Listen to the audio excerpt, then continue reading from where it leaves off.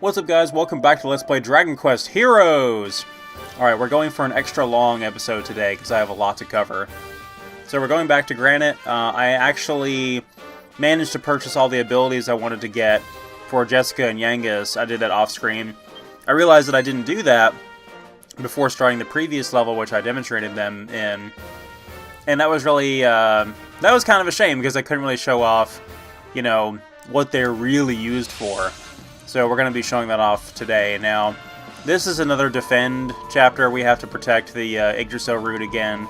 And it begs the question of, like, if the Yggdrasil roots pop up all over this world, then how could we possibly defend all of them at once? I'm sure that these monsters could appear somewhere different that we can't defend and uproot the Yggdrasil tree there, and we wouldn't be able to do anything about it. But that's whatever. Trying to dissect the plot in a game like this is pretty much pointless, and I'll come back to that point in a moment. But so we're gonna go ahead and show off some more of Jessica and Yangus. So Yangus again is our pretty much our strongest DPS character. He hits harder than any other character in the game. He also has a ton of health, so he's pretty much your typical axe wielder type character in an RPG, where a lot of strength, a lot of HP, but not a whole lot else. So he has really cool. He has a couple really cool abilities. So Helm Splitter is a ability that just deals heavy damage onto a single target. I use that a lot on big enemies and bosses. And then Parallax, it can be charged, and it sends an energy wave out in an arc in front of him, so you can use that as sort of your ranged attack almost.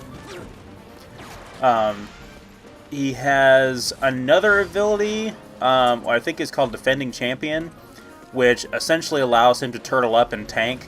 It's like the Steel Guard from Final Fantasy 13 almost. And it just allows him to kind of... it freezes him in one place, but it deploys a permanent shield that really can't be damaged for a few seconds. So it's good at, you know, tanking damage and drawing aggro from large enemies to him. It's pretty cool, but I typically don't use it while playing as him because it's very counterintuitive to the gameplay to sit there just sitting still. Again, to use the Final Fantasy 13 analogy, it's like switching to the Sentinel and having that be the character that you are controlling. It's not exactly very fun gameplay at all. Not that 13's gameplay was all that fun to begin with, but anyway. So, yeah, Yangus is pretty good. I'm not going to be using him all the time, but there's a few key instances where I need him to be a boss destroyer and just get in there and deal obscene amounts of damage. But, well, I should rephrase what I said before. He's the best. He is the best raw strength character. He may not necessarily be the best DPS character because DPS would imply, you know, damage per second over time, which I still feel like Elena and Terry are better for that. Anyway. We still have the warriors equipped with their cautery swords and magic shields. Jessica, in spite of being a mage-type character, is actually really good at crowd control and getting rid of numerous small enemies with her physical attacks. So she can use... what is it called? She can use the Serpent's Bite or the Wind Dragon Lash to get rid of a lot of... just numerous small enemies, and you saw me using Serpent's Bite quite a bit in the previous video. And then her abilities are just fantastic. So Jessica is going to be pretty much a staple of the party for the rest of the game, mainly because she's your dedicated healer. Without Jessica, we really cannot, like later in the game, we're not going to be able to recover health fast enough to deal with the type of tough enemies that are going to be coming at us. For example, Helix, the heal slime, will be able to heal us occasionally, but we cannot manually ask him to heal us. The heal stones that you're allowed to use to heal yourself as items, I've demonstrated those already, are not terribly reliable. So really, oh, there's the defending champion to show that off there.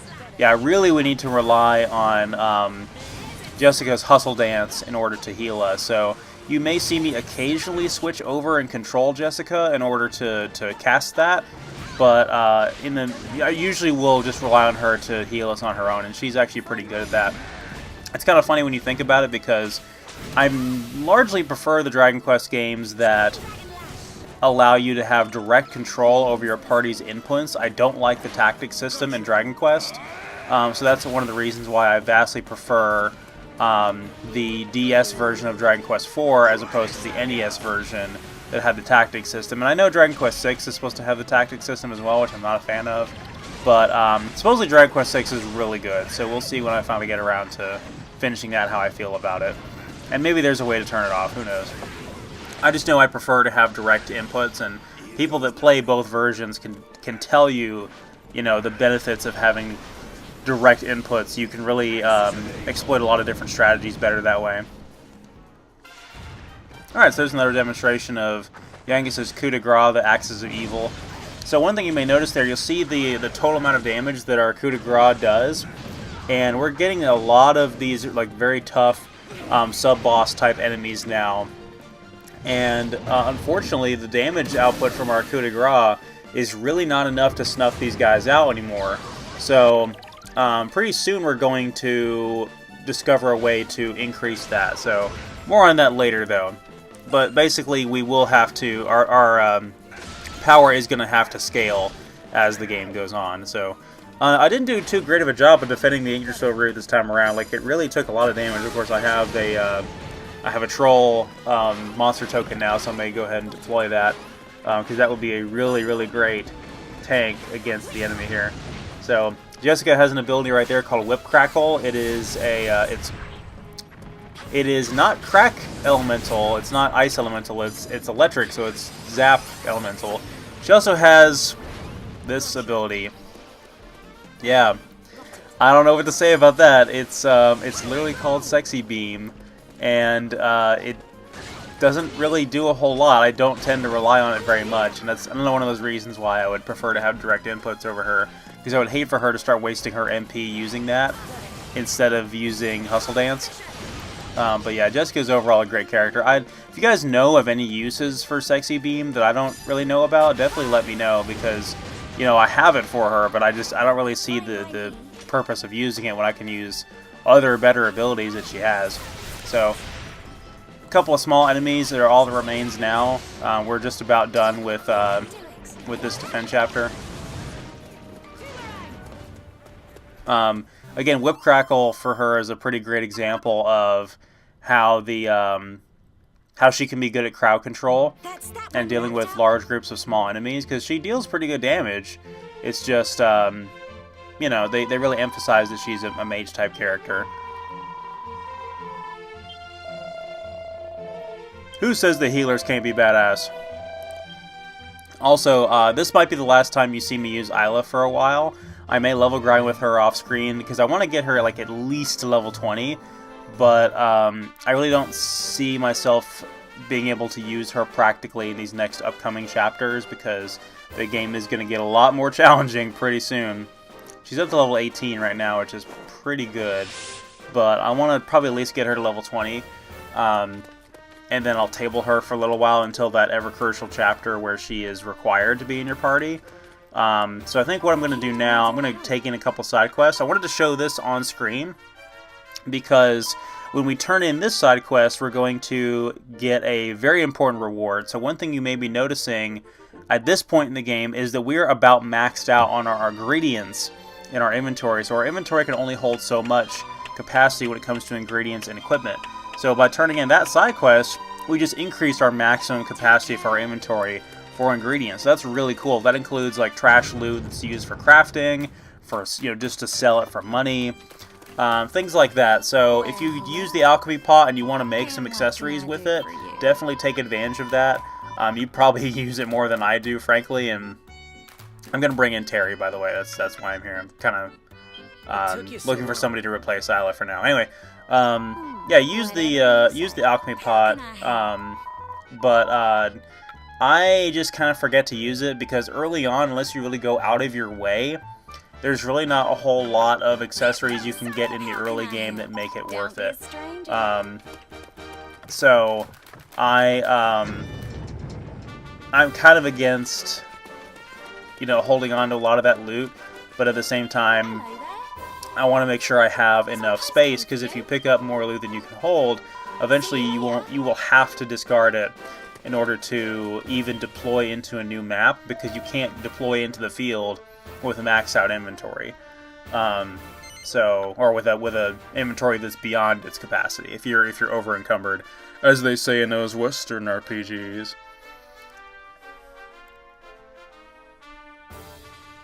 Cool, blimey! This don't look too clever. Them girls are in for a pasting.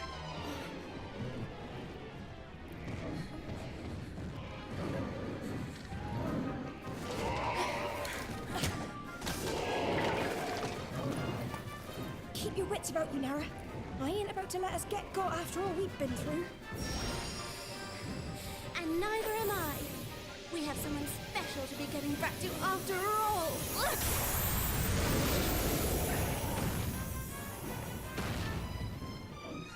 Those two look like they can handle themselves.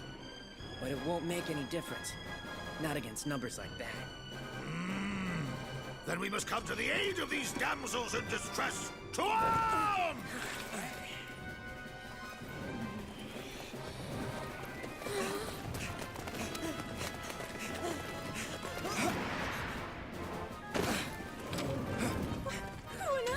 We'll tell you later. Just follow us. We're gonna get you out of here.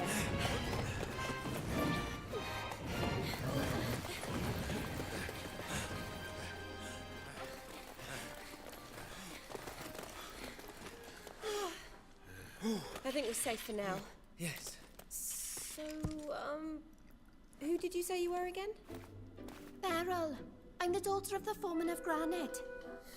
I was out looking for my father and my betrothed when I, bumped into some monsters. Thought I was done for, I did. Only for these two to appear out of nowhere and rescue me. I'm Bianca. And this here's Nera. We're from a town called Mostro Ferrato. Mostro Ferrato? Yet another unfamiliar name. So, does that mean these two are from a... Yes, it would What do seem you so. think? Much like Elena, Kirill, and the others, these would appear to be visitors from another world. Yes. I had wondered about that.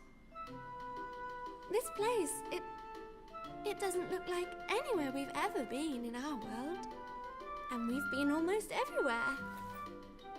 Anyway, you are... I am Doric, king and ruler of this most marvelous of realms. The monsters of this world, hitherto our faithful friends and allies, have taken leave of their senses and begun attacking humans left and right. We band of brave adventurers would put an end to this woeful state of affairs. So the monsters have forgotten how to behave, have they? Well, maybe we can remind them. Is there something we could show them to make them snap out of it, maybe? Come on. You really think it's gonna be that easy? Never mind that. For the moment, we need to make this place safe. And we need to find the foreman and his daughter's fiancé while we're at it. In that case, you simply must let us help you. I can well imagine what poor Beryl is going through. Being cruelly separated from her fiancé. So it seems we have need of an efficient search and rescue strategy. Very well. First, we must identify the town's key zones. Next, we must clear said zones of enemy combatants. Only when each one is secure You just don't can we... brief, do you? Basically, we need to get rid of all the monsters as quickly as possible. And find the foreman and Beryl's fiancé, right? You two are close as anything, aren't you? Didn't half sweet watching you bicker like that.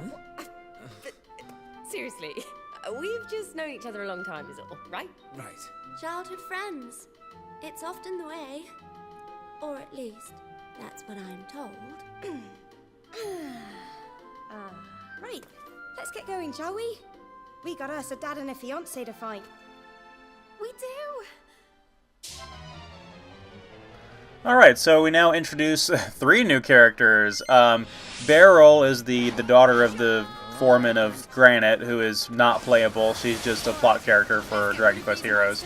You may have saw there that I talked about adding in Terry, but I actually ended up adding in Elena. So I had to go back and do a little edit there and ended up taking out Yengus for Elena, and this is my party. This is my favorite party in the game that we have right here. Short for one other character, which I think is kind of interchangeable. Anyway, we also got Nera and Bianca there, who are visiting us from Dragon Quest V. So we are very happy to have them here. They are two wonderful characters, and I'll talk about them in gameplay-wise a little bit more when we actually have them as playable. So this is a very tricky chapter here. Again, it's another defend chapter where we have to defend Beryl, and Nera and Bianca will be here as well to defend her to the best of their abilities as well. One thing I noticed is that Terry in that cutscene, Terry always has like his starting sword, his signature weapon in the cutscenes, even though he started with the cautery sword in this game, so I almost figured they would show that, but they gave him a pointless sword that he will never have equipped because it's weaker than the cautery sword, but they give it to him anyway. You have it in your inventory, you just never want to equip it ever. So yeah, one thing I'll point out about that cutscene and about these Musou games in general is, again, I'm almost done with the first test run for Fire Emblem Warriors. So the Fire Emblem Warriors Let's Play can pretty much start as soon as I'm done with this one. And this Fire Emblem Warriors and this game have a lot in common. I can say that with confidence now that the game is out and I've played it. I'm not speculating anymore like I was, a couple videos ago when I talked about it. But honestly, yeah, a lot in common, and one of the things that I think is so bizarre to me about these Musou games where you have all these collaborations of characters that come together is the fact that all of these characters just seem to inherently get along, even though they are like strong-willed, like headstrong, maybe arrogant, noble characters. In the case of Fire Emblem, you have a bunch of lords who you think would maybe have some disagreements, but like, oh, we're so happy to have you, we're all going to get along great, and it's going to be wonderful. We'll work together to defeat the obviously cliche villain. And the cutscenes, they drag on a little too long. They try to give the characters little quirky moments, but at the end of the day, you just end up with this ensemble of great characters nonetheless, but this weird ensemble of characters that are all fighting against this mutual conflict, even though they borderline don't belong together. Anyway, I'll be able to illustrate that more when I'm talking about when we actually get to Fire Emblem Warriors, but I almost wish there was a little bit of conflict with them, like they had to maybe fight them a little bit in order to get them on their side and show them that they are fighting for the same cause and that they can be trusted, and that trust is not just acquired immediately. But basically, in this game, if you're not a monster and you're not the villain, you've got to be on our side pretty much. So this map is really where Terry comes to the fore, and Terry with his mobility is just fantastic here. So as you can see, we have two Maw Keepers that have spawned in from two different directions. You can see on the map there, this is almost like the Mines of Moria in Lord of the Rings, where we have this big open area with these massive columns that are holding up the ceiling, and the enemies are coming from all directions.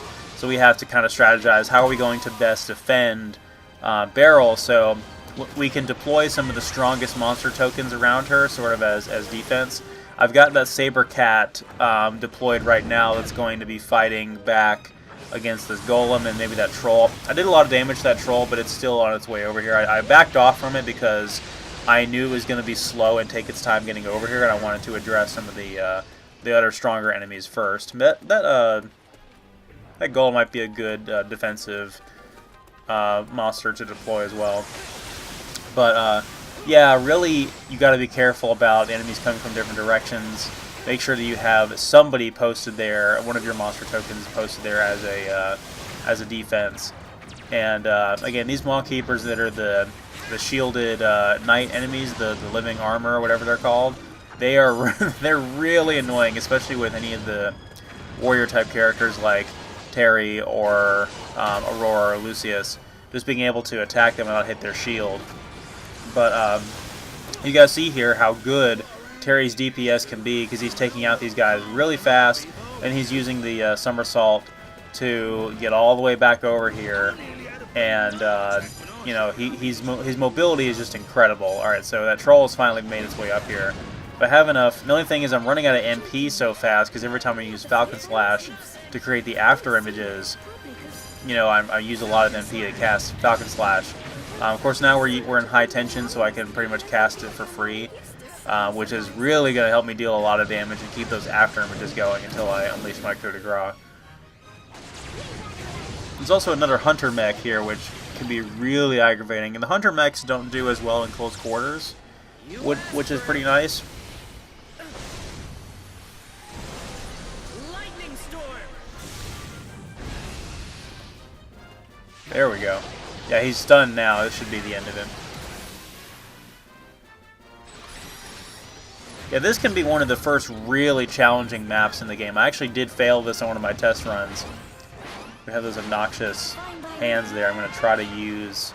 I need to be able to deal some more damage on these enemies quickly, so I'm going to quickly charge up Jessica's tension and hopefully get her to max, because I have another troll coming up here. And Terry is just exhausted, unfortunately. He's not going to be able to... he's not going to be able to have enough MP to deal enough damage quickly enough with Falcon Slash. Looks like the other ladies are doing a pretty good job of defending Beryl. A lot better than I did in my previous run. As you can see, she has a lot more health than I'm used to her having here. We definitely are defending her a lot better than we did the Yggdrasil tree root thing. Okay, so Jessica's tension is maxed out. Let's go ahead and unleash our coup de grace on that troll. We deployed the troll token. I'm not sure where he went off to. He's not over here anymore. So, but that Saber Cat is still doing a pretty good job of defending him.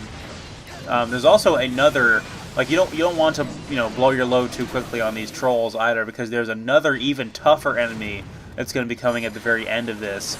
So that's how they get you with this one, is you think, oh, this is all there is to it. I'm going to just unleash everything on this last wave. And then another enemy shows up, and you're like, oh shit.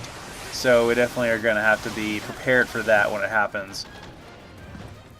And unfortunately, do not have enough room to pick up this other troll token here. I may have to deploy these skellies. So if I can get rid of this Maw Keeper over here by the entrance, maybe I can prevent more of these small enemies from coming in. Maybe if I had dealt with him soon enough, then I would have prevented that troll from spawning in.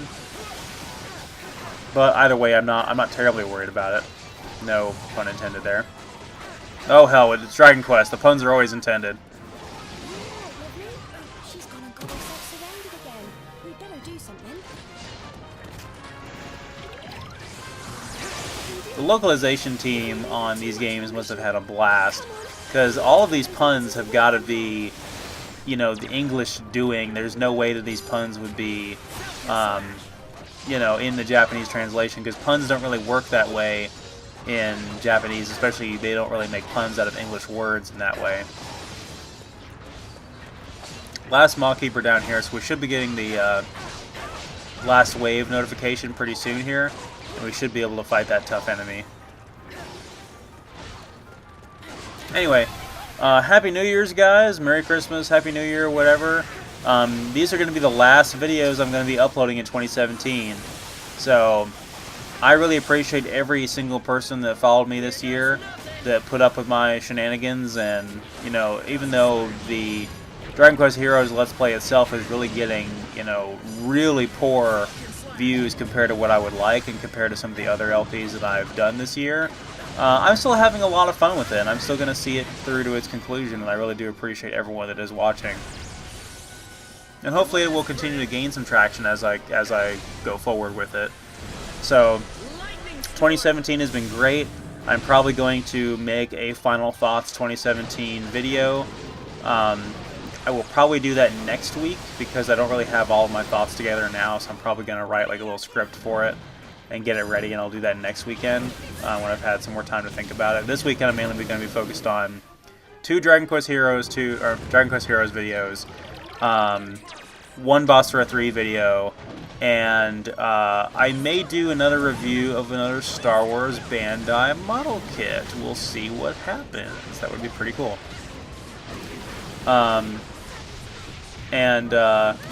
So on that note, I slipped of the tongue there. I said something, and actually it brings me to another point. I mentioned Dragon Quest Heroes 2. So for Christmas, I finally got an English PS4 copy of Dragon Quest Heroes 2. So I'm really excited to play that. I'm probably not going to play it casually right now. I'm going to probably continue my test playing on the Japanese Vita version. But there are a lot of gameplay mechanics in Dragon Quest Heroes 2 that are completely new to that game from this one. So new things that I'm really excited to talk about and you know, play through and experience.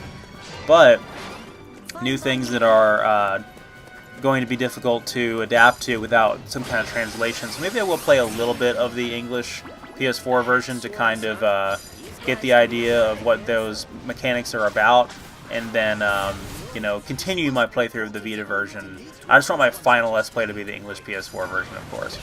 Any feedback you guys can give me as far as that goes, be sure to let me know.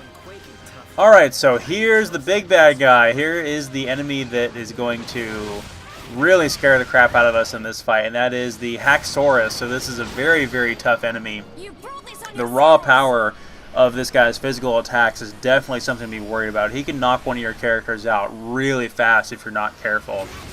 So I tried to use the sexy beam on him there to see if I could stun him. I really don't know if it did anything. It looks like he's slowed down right now. You can see that white aura around him. I think that happens when he gets when he has a status ailment on him. I think he has poison or something. Like, I don't know what that is. That's pretty cool. But yeah, these guys can be extremely dangerous. So I made sure to save Jessica's high tension so I can unleash her coup de grace on him. And these guys also make for some of the best monster tokens as well. So if you need a sentry, or if you need a somebody to take on another semi-boss enemy like that, definitely make sure you have room to pick up a Haxorus token. So that guy can be really tough, and we're going to be fighting a lot more of them coming up very soon. I don't know why my troll disappeared there when I deployed him, but I don't really care. We have a couple of just minor enemies to mop up, and then we'll be done. This last enemy up here is one of the Maw Keepers that kind of gave up and just came for us. The rest are just skeletons, but as you can see, you know, Terry with Falcon Slash and or Elena with Divide and Conquer really is the best way to go against those Haxoruses. You need somebody that's nimble that can dodge their attacks, because like I said, those things hit like a truck, and Terry and even Elena are kind of squishy for how dangerous they can be, so I did not hesitate to unleash Jessica's coup de grace against him.